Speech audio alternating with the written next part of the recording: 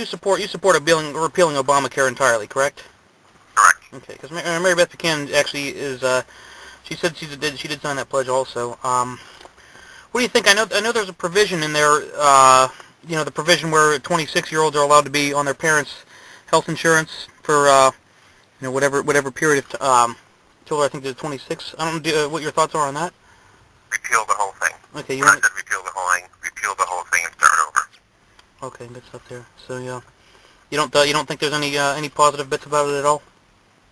No, because it's all intertwined with each other. It's all intertwined with the individual mandate. It's all got to get scrapped, and you have to start over.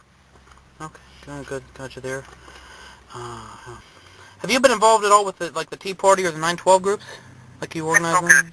I spoke at a Tea Party back in September before I declared my candidacy. Okay, so I've gone to several local Tea Parties and was invited to speak at one back in September. Okay, good stuff. Are those folks at all working with your campaign right now? I've got folks who have been involved with the Tea Party and folks who have been involved with 9/12 who have been volunteering for my campaign. Yes. Good stuff there. How's your you guys' your work getting out the vote? I mean, you think you're gonna you're gonna have pretty good turnout tomorrow? What do you think of the elections? Yeah, no, I'm feeling good right now. We have got a lot of boots on the ground. We're getting our polls covered. We're finishing up getting packets together, so we're feeling good. Oh, good stuff there. Another thing I was wondering was that Washington has a reputation for be really corrupting people pretty well and altering their whole way of thinking away from private sector solutions. I mean, what idea would you have for how would you plan on resisting that temptation if you got to Washington? Well, I think number one, you have to get together before the election, and you have to prepare for that. You have to prepare with your fellow challengers across the district, the freshman class that will be coming in 2011, and you have to somehow develop some kind of a system of accountability with each other. So you get that group of 50 or 60 challengers who are going to be successful in taking back these seats from the Democrats and form the new conservative majority. And we just have to pledge to each other that when we get there, we're the ones who are going to be directing the show.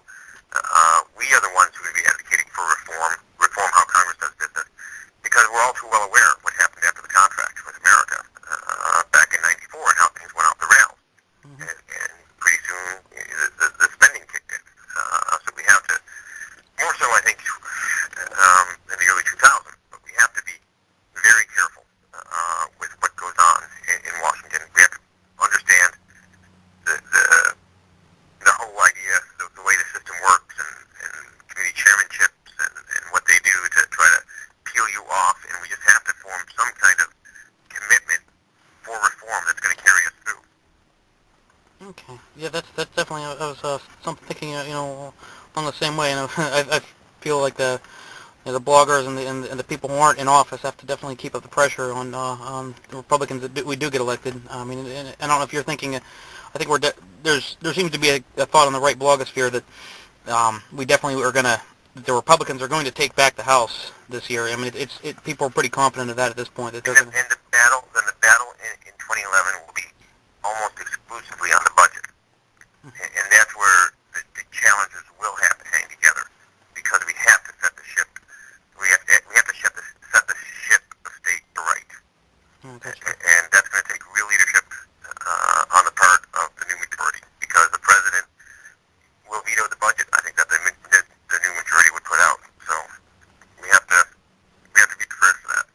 Yeah. Have you thought? I know another thing that is with the federal. A lot of people have said in the past year that the federal government is effective or the Congress and Obama with the healthcare thing above all. I think have really gotten around the limitations placed on them by the Constitution. As a practicing attorney, have you thought of anything specific changes you'd make to the Constitution or other enforcement, other ways you'd put in an enforcement mechanism to make sure that to basically get the president and the Congress back into compliance with the limits placed on them by the Constitution? Well, I think you have to. You start by repealing Obamacare because the individual mandate is totally unconstitutional, and then you start to look at you have a unique opportunity here.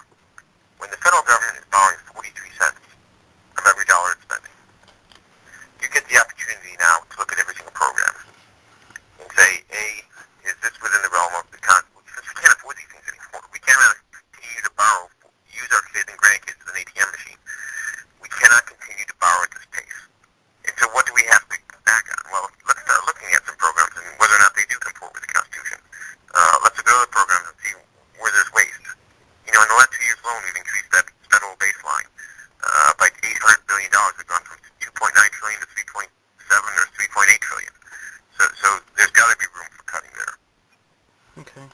There. Let's real quick. What are your positions on? There's been a few examples tonight where her interview and yours are contrasted. What do you think are the biggest distinctions between yourself and Mary Beth in this primary election? I'm for term limits.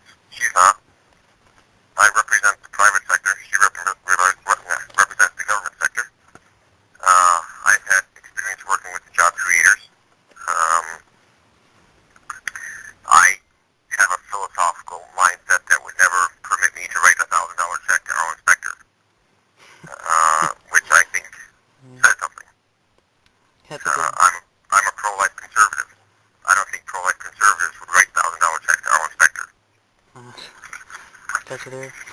And what's your how do you plan on beating Jason Altmaier? Obviously, he's somewhat the superficial observer would think that he's he's wasn't one of the 219 who voted for Obamacare, so that he's been able to pass himself off as a moderate. The issues in September, October are going to be the issues I started talking about last September when I got into this race. The debt, lack of jobs, spending out of control. Jason Altmaier is vulnerable on those points. He's voted for two consecutive $1.5 trillion deficits. He voted for an $800 billion stimulus package that he admits he did not read. Unemployment has gone from 4.7% when Speaker Pelosi took the gavel in January 2007 to 9.9% today. The Democratic Congress has not done one thing to help the job creators. Jason Altmaier has not done one thing to help private sector job creators. Adding new federal jobs is not job creation. We need robust policies where the government gets out of the way, keeps taxes low, stops spending our business additional costs like healthcare and cap and trade, and let the economy grow. We got to keep taxes low. Jason already voted for a tax increase. He voted for the repeal of, or the reinstitution, I should say, of the death tax that lapsed this year. It's currently at zero. It's going to come back in January of 2011, but Jason's trying to bill back in December that would have brought it back in January of this year. So we're going to be fighting on debt, spending, taxes. I will repeal health care. He will not. I will not vote for Nancy Pelosi as Speaker. I will be the 218th vote, actually, to remove Nancy Pelosi as the Speaker.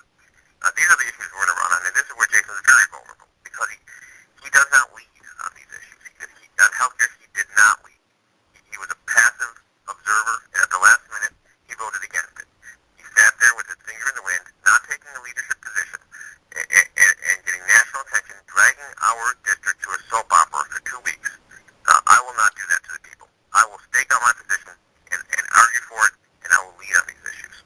I got you. Supposing here's another thing, just a preliminary thing. If you, what in particular? Do you have any particular programs you'd like to target, or areas that the federal government's involved in currently that you really would like, you personally would really like to see the federal government get not involved with anymore?